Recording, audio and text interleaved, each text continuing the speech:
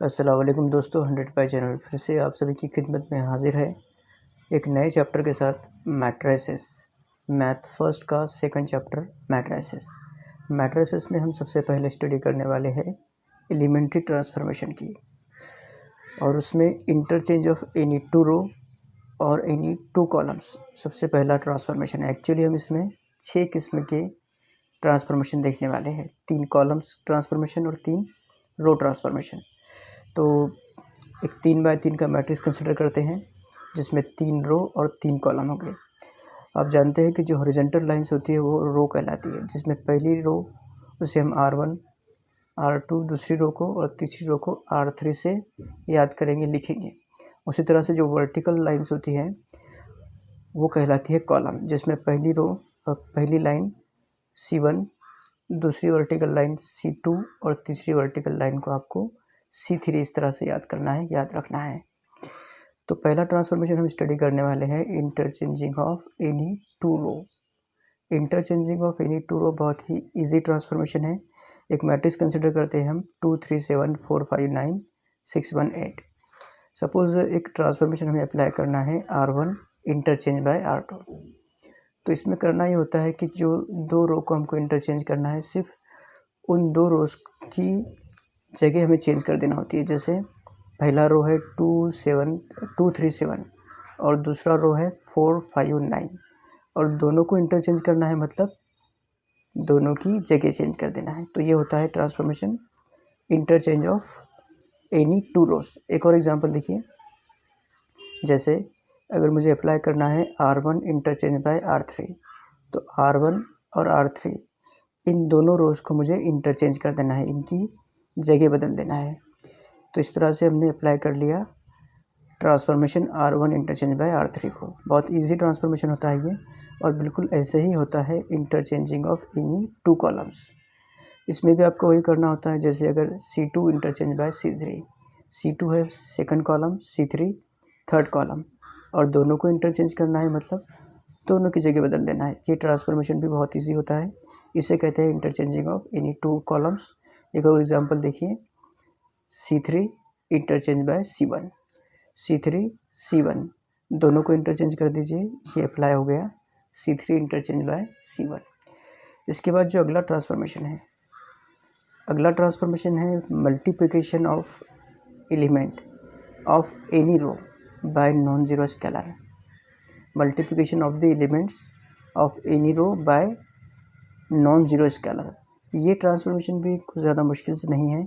जैसे R2 replace by 2R2, तो हमें इसमें सिर्फ एक ही रो या फिर एक ही कॉलम का इस्तेमाल करना होता है। जैसे यहाँ पर आप देख सकते हैं कि सिर्फ R2 का जिक्र है यहाँ पर, तो R2 रिप्लेस बाय 2R1, यानी हमें रो 2 को या सेकंड रो को 2 से मल्टीप्लाई करना है, 2R2। देखिए R2 किधर है यहाँ पर, तो सेकंड रो है R2, इसको हमें 2 से मल्टीप्लाई करना है, यानी R2 के हर एलिमेंट को 2 से मल्टीप्लाई करना है। R2 में आपको 4 5 और 9 नज़र आ रहा है, तो पहले मैं 4 को 2 से मल्टीप्लाई करूँगा, 5 को 2 से मल्टीप्लाई करूँगा और 9 को 2 से मल्टीप्लाई करूँगा। इस तरह मुझे 4 2 ज़ा 8, 5 2 ज़ा 10 और 9 2 ज़ा 18 मिलेगा, और ये ट्रांसफॉर्मेशन अप्लाई हो गया। बहुत ईजी था। इसी तरह से एक और एग्जांपल देखते हैं, R1 रिप्लेस बाय 7R1। ठीक है, यानी मुझे यहाँ पर R1 को 7 से मल्टीप्लाई करना है। ये R1 है, इसे मल्टीप्लाई करना है 7 से, यानी R1 के हर एलिमेंट को 7 से मल्टीप्लाई करना है। तो 2 इंटू 7, 3 इंटू 7 और 7 इंटू 7, और फिर सिर्फ सिंपली कैलकुलेट कर लेना है इसको, जैसे 7 या फिर 2 7 ज़ा 14, 3 7 ज़ा 21, 7 7 ज़ा 49, और ये अप्लाई हो गया 7R1 या फिर R1 रिप्लेस बाय 7R1। ये था तीसरा ट्रांसफॉर्मेशन। और ऐसा ही एक ट्रांसफॉर्मेशन होता है कॉलम के लिए। तो कॉलम के लिए जो ट्रांसफॉर्मेशन है multiplication of element of any column by non zero scalar. तो यहाँ पर भी हमें किसी भी कॉलम को नॉन जीरो स्केलर से मल्टीप्लाई करना है। जैसे एक ट्रांसफॉर्मेशन देखिए, C1 रिप्लेस बाय 7C1। पहले कॉलम को हमें 7 से मल्टीप्लाई करना है, ये पहला कॉलम है, इसके हर एलिमेंट को 7 से मल्टीप्लाई कीजिए, तो 7 इंटू 2, 7 इंटू 4, 7 इंटू 6, और सिर्फ कैलकुलेट कर दीजिए। जैसे 7 2 ज़ा 14, 7 4 ज़ा 28, 7 6 ज़ा 42, और ये ट्रांसफॉर्मेशन अप्लाई हो गया। एक और एग्जांपल देखिए, C3 रिप्लेस बाय -5 C3। यहाँ पर हमको C3 को मल्टीप्लाई करना है -5 से। तो देखिए C3 है, C3 के हर एलिमेंट को आप -5 से मल्टीप्लाई कीजिए, तो -5 इंटू 7, -5 इंटू 9, -5 इंटू 8, और इसे कैलकुलेट कीजिए। तो कैलकुलेट करने के बाद हमको मिलेगा 5 7 35, -35, देन 9 5 45, -45 और -40। इस तरह से हमने अप्लाई किया C3 रिप्लेस बाय -5 C3। तो ये था चौथा ट्रांसफॉर्मेशन। इसके बाद जो ट्रांसफॉर्मेशन है इसमें हमें ज़्यादा काम करना होता है। वो ट्रांसफॉर्मेशन है adding the scalar multiple of all element of any row to corresponding element of any other row. इस ट्रांसफॉर्मेशन को हम एग्जांपल के जरिए समझते हैं। जैसे अगर मुझे किसी मैट्रिक्स पर एक ट्रांसफॉर्मेशन अप्लाई करना है, R2 replace by R2 plus R1। R2 plus R1 इस तरह से भी इस ट्रांसफॉर्मेशन को लिखा जाता है। इसमें जो पहला रो या पहला कॉलम है उस जगह पर हमको ट्रांसफॉर्मेशन अप्लाई करना होता है। तो R2 को रिप्लेस करना है हमें R2 प्लस R1 से। एक मैट्रिक्स है, मैट्रिक्स में वही 9 एलिमेंट्स है, 3x3 का मैट्रिक्स है, और इसमें हमें ट्रांसफॉर्मेशन अप्लाई करना है R2 पर। तो देखिए R2 में हमको क्या करना है, R2 में हमको प्लस करना है, किसको प्लस करना है, R1 को। R1 क्या है, 2 3 7, यानी करस्पॉन्डिंग कॉलम में R1 देखिए, पहले कॉलम में R1 है 2, दूसरे कॉलम में R1 3 है, तीसरे कॉलम में R1 7 है। तो R2 के अंदर हमने प्लस कर दिया R1 को, तो ये ट्रांसफॉर्मेशन अप्लाई हो गया। ये भी बहुत आसान है, बस इसे आपको ध्यान से करना होता है, क्योंकि हर कॉलम में R1 की वैल्यू बदलेंगी, हर कॉलम में R2 और R3 की वैल्यू बदलेगी। तो कॉलम वाइज R1 की वैल्यू बदलेंगी, R2 की और R3 की वैल्यू बदलेंगी, और हमें ट्रांसफॉर्मेशन हर कॉलम के अंदर R1 R2 R3 की वैल्यू की मदद से करना है। तो इसे सॉल्व करने पे हमको मिलेगा 6 8 एंड 14। तो ये ट्रांसफॉर्मेशन अप्लाई हो गया। अब देखिए एक और ट्रांसफॉर्मेशन है हमारे पास, R2 replace by R2 plus 3R1। ठीक है, तो यहाँ पर हमें सिर्फ R2 पर काम करना है, यानी R1 और R3 में कोई भी चेंज नहीं है। तो जब हम नया मैट्रिक्स लिखेंगे या जो इक्विवेलेंट मैट्रिक्स वो लिखेंगे, तो इसमें R1 को एज इट इज़ लिख देना है, R3 को भी एज इट इज़ लिख देना है। जो भी ट्रांसफॉर्मेशन अप्लाई होगा वो R2 पर होगा, इसलिए अब R2 को लिखते हैं। ट्रांसफॉर्मेशन क्या है, देखिए ट्रांसफॉर्मेशन है R2 प्लस 3R1। तो पहले R2 लिख दीजिए 4 5 9, उसके बाद प्लस है तो प्लस, उसके बाद है 3, सो 3 इंटू ब्रैकेट लिखेंगे हम, और ब्रैकेट में लिखना है R1 यानी करस्पॉन्डिंग कॉलम का R1। जैसे पहले कॉलम में R1 है 2, दूसरे कॉलम में 3 और तीसरे कॉलम में R1 है 7, तो इसे हम सिंटेक्स में लिख देंगे। तो इस तरह से हमारा ट्रांसफॉर्मेशन अप्लाई हो गया।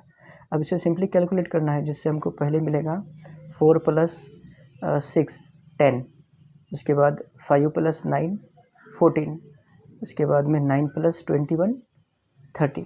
तो ये ट्रांसफॉर्मेशन हमने अप्लाई कर लिया R2 प्लस 3R1 का, और ऐसा ही ट्रांसफॉर्मेशन हमको कॉलम के लिए यूज़ करना है। तो हमारा 6th ट्रांसफॉर्मेशन है, छठा transformation, adding the scalar multiple of any 2 element of any column to corresponding element of any other column. तो मैट्रिक्स दिया हुआ है, मैट्रिक्स पर हमको अप्लाई करना है C1 plus 3C3। C1 plus 3C3 से ऐसा भी लिख सकते हैं हम, C1 प्लस 3C3। देखिए मैट्रिक्स के अंदर हमको C2 और C3 में कोई भी काम नहीं करना है, तो C2 C3 as it is लिखेंगे। ट्रांसफॉर्मेशन अप्लाई होगा सिर्फ C1 पर। C1 में भी क्या है, पहले C1 लिख दीजिए, C1 के बाद प्लस लिखना है, प्लस के बाद 3 इंटू C3। तो 3 इंटू C3 यानी करस्पॉन्डिंग रो के अंदर C3 कितना है देखिए, पहले रो में C3 है 7, दूसरे रो में C3 9 है, तीसरे रो में C3 8 है। तो C3 को हमको अपनी जगह पे रख देना है। तो इस तरह हमने ट्रांसफॉर्मेशन अप्लाई कर लिया। तो देखिए पहला जो होगा 23, दूसरा 31 और तीसरा 30। इस तरह से हमने ट्रांसफॉर्मेशन अप्लाई किया और नई वैल्यूज़ यहाँ पर लिख दी। तो इस तरह से हमको ट्रांसफॉर्मेशन अप्लाई करना है कॉलम का। या एक्सरसाइज 2.1 में ट्रांसफॉर्मेशन के ऊपर बेस ही कुछ एग्जांपल दी हुई है। जैसे पहला एग्जांपल है, apply given elementary transformation on each of the following matrices. Matrix दिया हुआ है, मैट्रिक्स के साथ में ट्रांसफॉर्मेशन भी दिया हुआ है और वो ट्रांसफॉर्मेशन मैट्रिक्स पर अप्लाई करना है। बहुत ही ईजी प्रॉब्लम है, ज़्यादा दिमाग लगाने की कोई ज़रूरत नहीं है, कोई कैलकुलेशन इसके अंदर नहीं है। ठीक है, तो देखिए मैट्रिक्स क्या दिया हुआ है, पहले लिखते हैं हम। गिवन मैट्रिक्स ए 2/2 का एक स्क्वायर मैट्रिक्स है जिसके पहले रो में 1 0 है, दूसरे रो में -1 3 है और हमको अप्लाई करना है R1 इंटरचेंज बाय R2। तो पहले मैट्रिक्स लिखते हैं। मैट्रिक्स है 1 0 -1 3, अप्लाई करना है R1 इंटरचेंज बाय R2। तो दोनों भी रो को इंटरचेंज कर दीजिए बस। तो ये हमने नया मैट्रिक्स हासिल कर लिया, -1 3 1 0। अच्छा, जब हम ट्रांसफॉर्मेशन अप्लाई कर लेते हैं किसी मैट्रिक्स पर, तो ट्रांसफॉर्मेशन अप्लाई करने के बाद जो नया मैट्रिक्स मिलता है उसे कहते हैं इक्विवेलेंट मैट्रिक्स, दिए हुए मैट्रिक्स का इक्विवेलेंट मैट्रिक्स। तो ये प्रॉब्लम सॉल्व हो गई, बहुत ही इजी प्रॉब्लम थी। अच्छा, नेक्स्ट एग्जांपल देखते हैं। नेक्स्ट एग्जांपल है, एक मैट्रिक्स दिया हुआ है बी जिसका पहला रो है 1 -1 3, दूसरा रो है 2 5 4 और इस पर मुझे अप्लाई करना है R1 replace by R1 minus R2, यानी पहले रो में से दूसरे रो को माइनस करना है।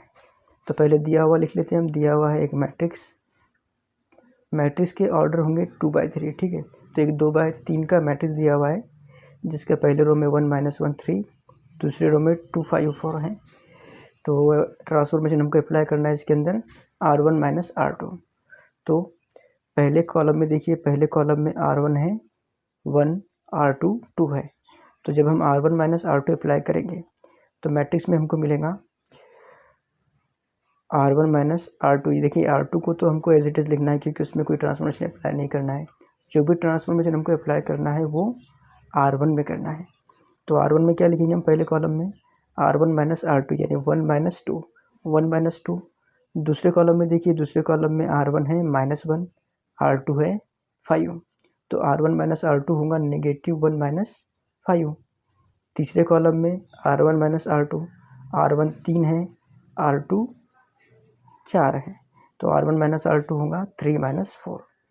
अब इसे कैलकुलेट करके सॉल्व कर लीजिए। जैसे 1 - 2 होगा -1, -1 - 5 -6, 3 - 4 -1 और ये हो गया नया equivalent matrix after applying given transformation.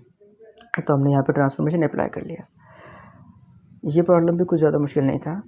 एक और एग्जांपल देखते हैं, क्वेश्चन नंबर 3। क्वेश्चन नंबर 3 में दो मैट्रिक्स दिए हुए हैं। मैट्रिक्स ए 5 4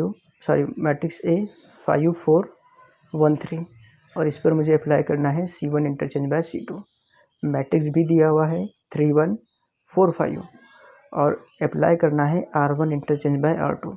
और क्वेश्चन कंटिन्यू है आगे, what do you observe. Apply करना है दोनों पर ट्रांसफॉर्मेशन को अपने अपने और आखिर में कंक्लूजन देना है कि हमने इन ट्रांसफॉर्मेशन को अप्लाई करने के बाद क्या ऑब्जर्व किया। तो पहला देखते हैं, दिया हुआ है मैट्रिक्स ए 5 4 1 3, 5 4 1 3 पर मुझे अप्लाई करना है C1 इंटरचेंज बाय C2। तो यहाँ पर मैट्रिक्स ए पर जो कि 5 4 1 3 है, C1 इंटरचेंज बाय C2 का अप्लाई करना है, यानी कॉलम 1 और कॉलम 2 को इंटरचेंज कर देना है। तो इस तरह हमको मैट्रिक्स मिलेगा 4 5 3 1। तो मैट्रिक्स ए का इक्विवेलेंट मैट्रिक्स है 4 5 3 1। अच्छा, मैट्रिक्स बी दिया हुआ है। मैट्रिक्स बी है 3 1 4 5। 3 1 4 5 पर अप्लाई करना है R1 इंटरचेंज बाय R2 को। तो मैट्रिक्स बी में R1 interchange by R2 apply करेंगे। मैट्रिक्स बी है 3 1 4 5। पहले रो और दूसरे रो को हमें इंटरचेंज कर देना है। इस तरह हमको मिलेगा 4 5 3 1। तो मैट्रिक्स बी का इक्विवेलेंट मैट्रिक्स होगा 4 5 3 1। तो हमने दोनों ट्रांसफॉर्मेशन को अप्लाई कर दिया करस्पॉन्डिंग मैट्रिक्स के ऊपर। अब हमको ऑब्जर्व करना था कि हमने ट्रांसफॉर्मेशन अप्लाई करने के बाद क्या ऑब्जर्व किया। तो हमने यहाँ पर ऑब्जर्व किया कि जब हमने ए पर करस्पॉन्डिंग ट्रांसफॉर्मेशन को अप्लाई किया, उसी तरह बी पर अप्लाई किया, तो जो इक्विवेलेंट मैट्रिक्स हमको मिले वो दोनों भी मैट्रिक्स इक्वल है या फिर इक्विवेलेंट है। नाउ नेक्स्ट एग्जांपल, यहाँ पर भी दो मैट्रिक्स दिए हुए हैं, दोनों भी 2/3 के मैट्रिक्स है, जिसमें पहला मैट्रिक्स है A 1 2 -1 0 1 3 और उस पर अप्लाई करना है 2C2। उसी तरह से दूसरा मैट्रिक्स है B 1 0 2 2 4 5 और उस पर अप्लाई करना है -3 R1। और इसके बाद find the addition of the two new matrix.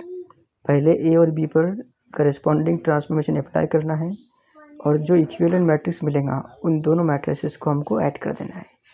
तो पहले ए मैट्रिक्स देखते हैं। ए मैट्रिक्स है 1 2 -1 0 1 3। इस पर अप्लाई करना है 2C2 को। जब हम 2C2 को अप्लाई करेंगे, 2C2 यानी हमें कॉलम 2 में 2 को मल्टीप्लाई कर देना है। जैसे मैट्रिक्स ए पहला कॉलम एज इट इज़ होगा, दूसरे कॉलम को 2 से मल्टीप्लाई करना है, तो दूसरा कॉलम होगा 2 × 2 2 × 1 और तीसरा कॉलम एज इट इज़। अब कुछ खास नहीं है, सिर्फ सॉल्व करना है इसे। पहला कॉलम एज इट इज़, दूसरे कॉलम में 2 × 2 4 2 × 1 2 और तीसरा कॉलम एज इट इज़। इस तरह हमको एक इक्विवेलेंट मैट्रिक्स मिल गया मैट्रिक्स ए का।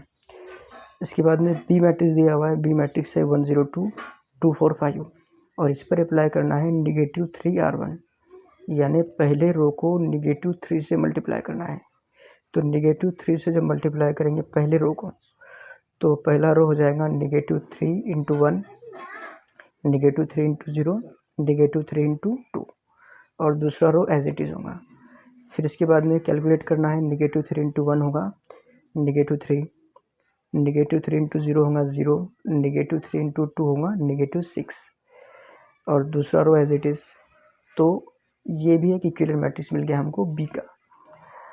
जब हमने ए पर ट्रांसफॉर्मेशन अप्लाई किया तो एक इक्विवेलेंट मैट्रिक्स मिला ए का, बी पर ट्रांसफॉर्मेशन अप्लाई किया बी का इक्विवेलेंट मैट्रिक्स मिल गया। अब जो हमारा क्वेश्चन है उसमें हमको जो नया मैट्रिक्स मिलता है ट्रांसफॉर्मेशन अप्लाई करने के बाद, उन दोनों मैट्रिसेस को हमको ऐड कर देना है, यानी ए और बी को ऐड करना है। ए और बी जो हमने ट्रांसफॉर्मेशन अप्लाई करने के बाद हासिल किए उन मैट्रिक्स को ऐड करना है। तो एक ए मैट्रिक्स था हमारे पास जो भी हमने हासिल किया, वो है 1 4 -1 0 2 3 प्लस बी मैट्रिक्स है -3 0 -6 2 4 5 और इन दोनों को ऐड करना है। एडिशन दो मैट्रिसेस की कब पॉसिबल होती है? जब दोनों मैट्रिसेस के ऑर्डर सेम होते हैं तब। तो इन दोनों मैट्रिसेस के ऑर्डर सेम है, इसलिए हम इनको ऐड कर सकते हैं। और मैट्रिक्स को ऐड करने का तरीका हम 11th क्लास में बहुत अच्छी तरह से सीख चुके हैं। इसमें क्या करना होता है, पहले तो आप मैट्रिक्स लिखिए, हमको करस्पॉन्डिंग एलिमेंट को यहाँ पे ऐड करना होता है। जैसे पहला मैट्रिक्स, उसके अंदर ऐड करना है दूसरा मैट्रिक्स और ये एडिशन तैयार है। तो देखिए यहाँ पर पहले 1 + -3 1 + -3 होगा -2। इसके बाद 4 + 0 4 -1 + -6 ये होगा -7। 0 + 2 2 होगा, 2 + 4 6 और 3 + 5 ऐड। तो यहाँ पर ये प्रॉब्लम हमारा कंप्लीट होता है। हमने इसमें क्या किया, पहले ए मैट्रिक्स पर 2C2 अप्लाई किया, फिर बी मैट्रिक्स पर -3 R1 अप्लाई किया।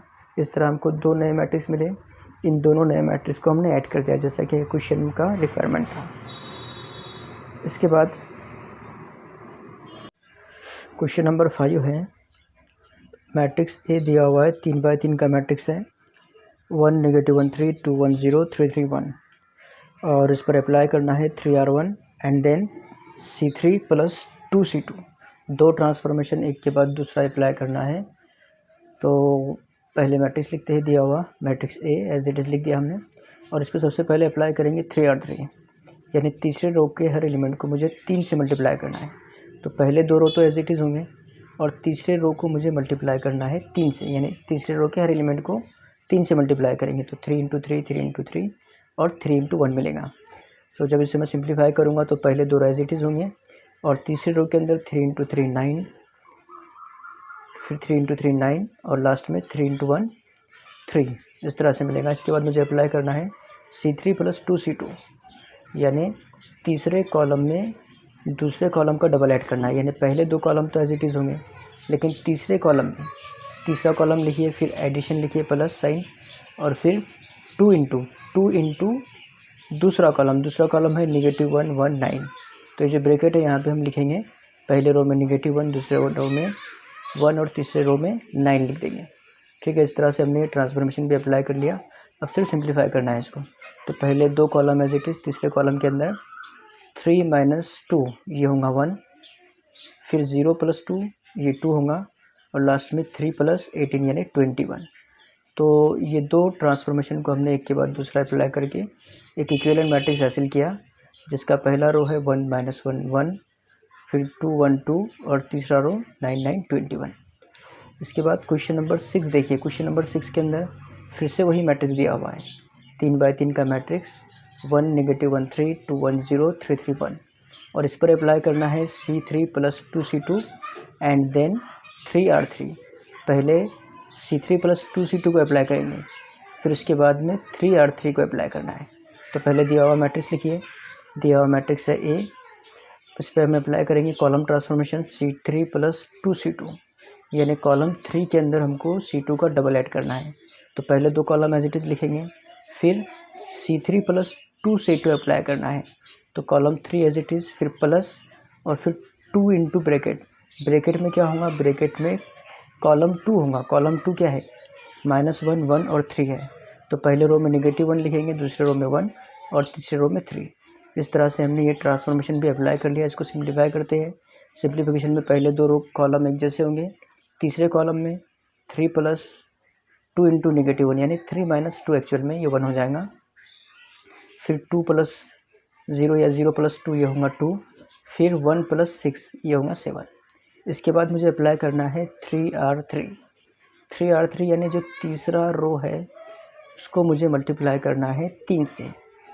तो तीसरा रो है 3 3 7, और इसको मुझे मल्टीप्लाई करना है 3 से, यानी पहले 2 रो एज इट इज़ होंगे, तीसरे रो को 3 से मल्टीप्लाई कर दीजिए। तो 3 इंटू 3, जब हम इसे सिंप्लीफाई करेंगे पहले रो एज इट इज़ होंगे, 3 इंटू 3 9 मिलेगा, फिर 3 इंटू 3 ये भी 9 मिलेगा, और लास्ट में 3 इंटू 7 ये मिलेगा 21। अभी क्वेश्चन कंप्लीट नहीं था। क्वेश्चन के अंदर क्वेश्चन नंबर 6 में कंटिन्यू किया गया था कि व्हाट डू यू ऑब्जर्व या what do you conclude from example 5 and example 6। हमने एग्जाम्पल 5 भी सॉल्व किया, एग्जाम्पल 6 भी सॉल्व किया। एग्जाम्पल 5 में था एक मैट्रिक्स पर अप्लाई करना था 3R3 and then C3 + 2C2, और क्वेश्चन नंबर 6 में फिर से वही मैट्रिक्स दिया हुआ था, लेकिन इस मैट्रिक्स में हमें पहले अप्लाई करना था C3 + 2C2 and then 3R3। Transformation 2 दिए गए, दोनों भी सेम ट्रांसफॉर्मेशन है, लेकिन उनकी ऑर्डर चेंज की गई थी। हमने क्वेश्चन नंबर 5 को सॉल्व किया, क्वेश्चन नंबर 6 को सॉल्व किया, और दोनों को सॉल्व करने के बाद हमको जो इक्विवेलेंट मैट्रिक्स मिला वो सेम मिला, यानी 1 -1 1 2 1 2 9 9 21। तो इससे कंक्लूजन ये निकलता है कि किसी मैट्रिक्स पर अगर हम ट्रांसफॉर्मेशन की सीरीज़ को अप्लाई करते हैं और फिर उसी सीरीज़ को थोड़ा डिस्टर्ब करके या फिर उसके ऑर्डर चेंज करके हम दोबारा अप्लाई करते हैं दिए हुए मैट्रिक्स पर, तो जो इक्विवेलेंट मैट्रिक्स मिलता है वो सेम मिलता है। यानी ट्रांसफॉर्मेशन की ऑर्डर चेंज करने से इक्विवेलेंट मैट्रिक्स की वैल्यू पर कोई फ़र्क नहीं पड़ता, यानी हम कह सकते हैं कि matrix remains same by interchanging the order of the elementary transformation. Now we observe question number 7। Question number 7 है use suitable transformation on a matrix to convert it into upper triangular matrix. Matrix है 1 2 3 4, एक 2x2 matrix है, square matrix है, और उसको मुझे convert करना है अपर ट्रायंगुलर मैट्रिक्स में। तो सबसे पहले हम देखते हैं अपर ट्रायंगुलर मैट्रिक्स क्या होता है। कोई भी स्क्वायर मैट्रिक्स जिसके डायगोनल एलिमेंट्स और डायगोनल एलिमेंट्स के अपर साइड के एलिमेंट अगर नॉन ज़ीरो है और डायगोनल एलिमेंट के लोअर साइड के एलिमेंट सबके सब ज़ीरो है, तो वो मैट्रिक्स कहलाता है, वो स्क्वायर मैट्रिक्स कहलाता है अपर ट्रायंगुलर मैट्रिक्स। अगर दिया हुआ मैट्रिक्स स्क्वायर मैट्रिक्स है और उसके डायगोनल एलिमेंट्स के लोअर साइड के एलिमेंट नॉन ज़ीरो है और डायगोनल एलिमेंट के अपर साइड वाले एलिमेंट ज़ीरो है, तो वो कहलाता है लोअर ट्रायंगुलर मैट्रिक्स। हमें दिए हुए मैट्रिक्स को अपर ट्रायंगुलर मैट्रिक्स में कन्वर्ट करना है, यानी डायगोनल एलिमेंट के जो लोअर साइड में जितने भी एलिमेंट हैं उनको ज़ीरो में कन्वर्ट करना है। तो 2x2 के मैट्रिक्स में डायगोनल एलिमेंट के लोअर साइड में सिर्फ एक ही एलिमेंट होता है। तो हमारा जो क्वेश्चन है उसके अंदर डायगोनल एलिमेंट के लोअर साइड में एक ही एलिमेंट है, वो है 3। तो हमें इस 3 को ज़ीरो में कन्वर्ट करना है, और यहाँ पर हम यूज़ करेंगे रो ट्रांसफॉर्मेशन, क्योंकि यहाँ पर कुछ ऐसा दिया हुआ नहीं है कि ट्रांसफॉर्मेशन कौन सा यूज़ करना है। कभी कभी लिखा होता है कि भाई इस मैट्रिक्स को आपको अपर ट्रायंगुलर मैट्रिक्स में कन्वर्ट करना है by using column transformation by using row transformation. तो अगर सवाल में दिया हुआ है कि कौन सा ट्रांसफॉर्मेशन यूज़ करना है, तो उस वक्त फिर हम बंधन कारक होते हैं कि हमको कौन सा ट्रांसफॉर्मेशन यूज़ करना है। लेकिन यहाँ पर कोई बंदिश नहीं है, हम कोई भी ट्रांसफॉर्मेशन यूज़ कर सकते हैं। तो हम यहाँ पर रो ट्रांसफॉर्मेशन यूज़ करेंगे। तो देखिए यहाँ पर पहले कॉलम को ऑब्जर्व कीजिए। पहले कॉलम में R1 है 1, R2 है 3। हमको 3 को 0 करना है, मतलब हमको R2 को 0 करना है।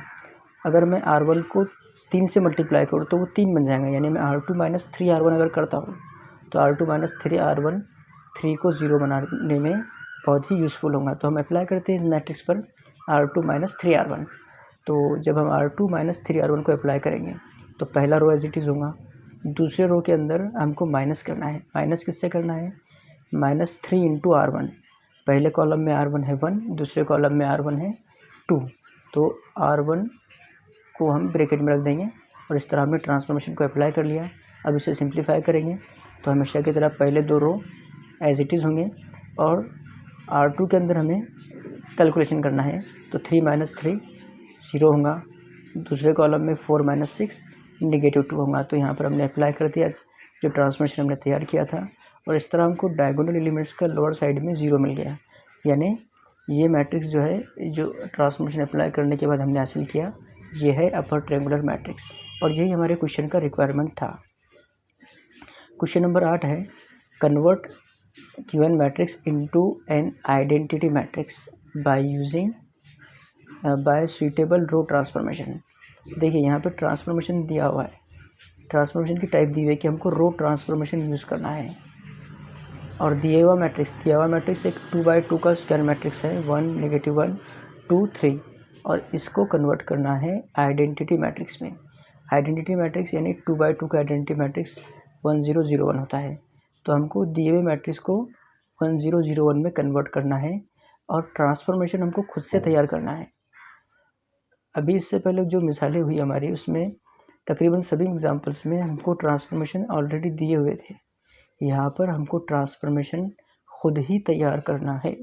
तो देखिए पहले मैट्रिक्स लिखते हैं। मैट्रिक्स है 1 -1 2 3। तो आई मैट्रिक्स में कन्वर्ट करने के लिए हम कॉलम वाइज सॉल्व करेंगे। पहले कॉलम को हमको 1 0 में कन्वर्ट करना है। पहला एलिमेंट 1, दूसरा एलिमेंट 0। तो अगर क्वेश्चन को देखें तो क्वेश्चन में पहले कॉलम का पहला एलिमेंट ऑलरेडी 1 है, तो यहाँ हमको कुछ करने की ज़रूरत नहीं। लेकिन पहले कॉलम का दूसरा एलिमेंट जिसको हमको 0 में कन्वर्ट करना है, तो पहले कॉलम का दूसरा एलिमेंट 2 दिया हुआ है, यानी हमको 2 को 0 में कन्वर्ट करना है। 2 यानी पहले कॉलम में 2 यानी क्या? पहले कॉलम में 2 है R2, और R2 को 0 करने के लिए हमको R1 का यूज़ करना है। तो मैं यहाँ पर अप्लाई कर सकता हूँ R2 माइनस 2R1। तो जब मैं R2 माइनस 2R1 अप्लाई करूँगा तो 2 की प्लेस पर हमको खुद ब खुद 0 मिल जाएगा। देखिए जब मैं इसे अप्लाई करता हूँ, पहला रो एज इट इज़ होगा। दूसरे रो के अंदर R2, अच्छा ठीक है, दूसरे रो के अंदर R2 है 2, तो 2 माइनस 2 इंटू 1। पहले कॉलम में R2 2 था, R1 1 था। जब हमने दिए हुए ट्रांसफॉर्मेशन में इसे अप्लाई किया तो हमको 2 माइनस 2 0 मिल गया। दूसरे कॉलम में देखिए, दूसरे कॉलम में R2 3 है, R1 है -1। जब हम इसे ट्रांसफॉर्मेशन में अप्लाई करेंगे तो 3 माइनस 2 इंटू -1 मिलेगा, यानी 3 + 2 एक्चुअल में हमको यहाँ पे 5 मिल जाएगा। तो इस तरह से हमको 1 0 पहले कॉलम में मिल गया, यानी जो आइडेंटिटी मैट्रिक्स था उसका पहला कॉलम हमने सॉल्व कर लिया। अब आइडेंटिटी मैट्रिक्स का दूसरा कॉलम है जिसमें हमको दूसरे एलिमेंट को 1 और पहले एलिमेंट को 0 में कन्वर्ट करना है। तो हमने जो इक्विवेलेंट मैट्रिक्स अभी हासिल किया, ए का इक्विवेलेंट मैट्रिक्स ट्रांसफॉर्मेशन अप्लाई करने के बाद जो हासिल किया, उसके दूसरे कॉलम का दूसरा एलिमेंट है 5। तो इस 5 को जब मुझे 1 में कन्वर्ट करना है, तो 5 को 1 में कन्वर्ट करने के लिए मुझे 5 को 1/5 से मल्टीप्लाई करना पड़ेगा। तो 5 यानी R2, तो R2 को मुझे 1/5 से मल्टीप्लाई करूँगा, तब जाके मुझे 5 की वैल्यू 1 में कन्वर्ट करने में आसानी होगी। ठीक है, तो मैट्रिक्स ए का पहला रो एज इट इज़ होगा। दूसरे रो के अंदर 0 को 5 से और 5 को 5 से डिवाइड करेंगे। इस तरह से हमको पहला रो एज इट इज़ मिलेगा। दूसरे रो में 5/0 0 होगा और 5/5 ये होगा 1। इसके बाद की जो स्टेप है उसमें हमको दूसरे कॉलम का पहला एलिमेंट जो है उसको 0 में कन्वर्ट करना है। तो -1 को 0 में कन्वर्ट करने के लिए उसमें 1 को प्लस कर देना होगा, यानी R1 को 0 करने के लिए हमको R2 उसमें ऐड कर देना होगा। इस तरह से -1 + 1 0 हो जाएगा। तो देखिए यहाँ पर जो इक्विवेलेंट मैट्रिक्स मिलेगा, पहले कॉलम में 1 + 0, दूसरा रो तो एज इट इज होगा, पहले कॉलम में 1 + 0 1 होगा, उसके बाद दूसरे कॉलम में -1 + 1 ये 0 हो जाएगा, यानी फाइनली हमको मिलेगा 1 0 0 1। और यही हमको करना था इस मैट्रिक्स के अंदर, इस एग्जांपल के अंदर। तो हमने यहाँ पर 3 ट्रांसफॉर्मेशन अप्लाई की और 3 ट्रांसफॉर्मेशन अप्लाई करने के बाद हमको आइडेंटिटी मैट्रिक्स मिल गया। अभी नेक्स्ट एग्जांपल है, transform given matrix into upper triangular matrix bye suitable column transformation. तो अपर ट्रायंगुलर मैट्रिक्स के अंदर कन्वर्ट करना है हमको दिए हुए मैट्रिक्स को। दिया हुआ मैट्रिक्स है 3x3 का मैट्रिक्स, 1 -1 2 2 1 3 3 2 4। तो उसको कन्वर्ट करना है अपर ट्रायंगुलर मैट्रिक्स, यानी डायगोनल और डायगोनल के ऊपर के एलिमेंट हमको नॉन ज़ीरो चाहिए और डायगोनल के जो लोअर साइड के एलिमेंट है वो सबके सब हमको ज़ीरो चाहिए, यानी हमको 2 3 2 इनको ज़ीरो में कन्वर्ट करना है बाय यूजिंग कॉलम ट्रांसफॉर्मेशन। तो पहले दिया हुआ मैट्रिक्स देख लेते हैं। ये हमने लिखा गिवन मैट्रिक्स। गिवन मैट्रिक्स में हम स्टार्ट करेंगे तीसरे रो से। तीसरे रो के अंदर हमको 2 ज़ीरो तैयार करने हैं, एक तो 3 2, इन दोनों को हमको ज़ीरो में कन्वर्ट करना है। तो ज़ीरो में कन्वर्ट करने के लिए हम पहले प्रॉब्लम को ईजी कर लेते हैं। पहले जो कॉलम 1 है, कॉलम 1 को हम 4 से मल्टीप्लाई कर लेते हैं, फिर कॉलम 2 को भी 4 से मल्टीप्लाई कर लेंगे। हमने ऐसा क्यों किया, ये ट्रांसफॉर्मेशन को हमने आसानी से इस्तेमाल करने के लिए किया। अगर मैं यहाँ पर पहले 4 को 1 में कन्वर्ट करता या फिर कोई ऐसा ट्रांसफॉर्मेशन यूज़ करता जिसके अंदर हमको फ्रैक्शन मिलते हैं तो कैलकुलेशन करने में थोड़ी तकलीफ हो जाती, इसलिए हमने इसे 4 से मल्टीप्लाई कर लिया। क्योंकि हमको 3 और 2 को ज़ीरो बनाने के लिए C3 का इस्तेमाल करना है, C3 का इस्तेमाल करना है। और अगर C1 और C2 4 के मल्टीपल होंगे तो 4 के मतलब C3 के मल्टीपल होंगे तो हमें ट्रांसफॉर्मेशन बनाने में बहुत आसानी हो जाएगी। इसलिए हम यहाँ पर 4 से मल्टीप्लाई कर रहे हैं C1 और C2 को। तो ये ट्रांसफॉर्मेशन तो बहुत इजी सॉल्व हो जाएगा, यानी पहले कॉलम को 4 से मल्टीप्लाई कर लो, फिर दूसरे कॉलम को भी 4 से मल्टीप्लाई कर लो, तीसरा कॉलम एज इट इज़। तो जब हम 4 से मल्टीप्लाई करेंगे इसको तो पहला कॉलम मिलेगा 4 8 12, दूसरा कॉलम -4 4 और 8 और तीसरा कॉलम एज इट इज़। तो यहाँ पर C2 - 2 C3 अप्लाई करके मैं C2 को 0 कर सकता हूँ, C2 यानी 8 को। उसी तरह से C1 - 3 C3 इसको अप्लाई करके मैं 12 को 0 कर सकता हूँ। तो ये दोनों ट्रांसफॉर्मेशन मुझे अप्लाई करना है मैट्रिक्स के ऊपर। तो देखिए C1 एज इट इज़ लिखेंगे, -3 × C3, C3 यानी 2 3 4, तो -3 × 2 3 4। इसके बाद में C2 एज इट इज़, फिर -2 × 2 3 4 यानी 2 × C3, इस तरह से हमको लिखना है। और लास्ट में C3 एज इट इज़। अब इसे सिर्फ कैलकुलेट करना है हमको सिंपली। तो पहले देखिए 4 - 6 ये होगा -2, 8 - 9 -1, 12 - 12 0, फिर -4 - 4 ये होगा -8, 4 - 6 -2, 8 - 8 0 और last column as it is. अच्छा, तो इसके बाद का जो स्टेप है हमारा, इसके बाद के स्टेप में हमको -1 इसको 0 में कन्वर्ट करना है। तो -1 को 0 में कन्वर्ट करने के लिए इसको हम पहले -2 से मल्टीप्लाई कर लेते हैं, यानी C1 को मल्टीप्लाई कर लेते हैं -2 से। ऐसा करने से जो नया मैट्रिक्स हासिल होगा हमको वो होगा 4, क्योंकि -2 × -2 ये हो जाएगा 4, माइनस माइनस प्लस होकर 4 मिलेगा, सेकंड 2 मिलेगा और लास्ट में 0। हमने पहले कॉलम को 2 से मल्टीप्लाई किया, फिर माइनस से मल्टीप्लाई किया, तो जाहिर है 4 2 0 मिलेगा और बाकी के 2 कॉलम एज इट इज़ होंगे। इसके बाद अगर मैं C1 में C2 को ऐड कर लूँ, C1 में C2 को ऐड कर लो तो क्या मिलेगा, देखिए यहाँ पे हम ट्रांसफॉर्मेशन अप्लाई करेंगे C1 + C2।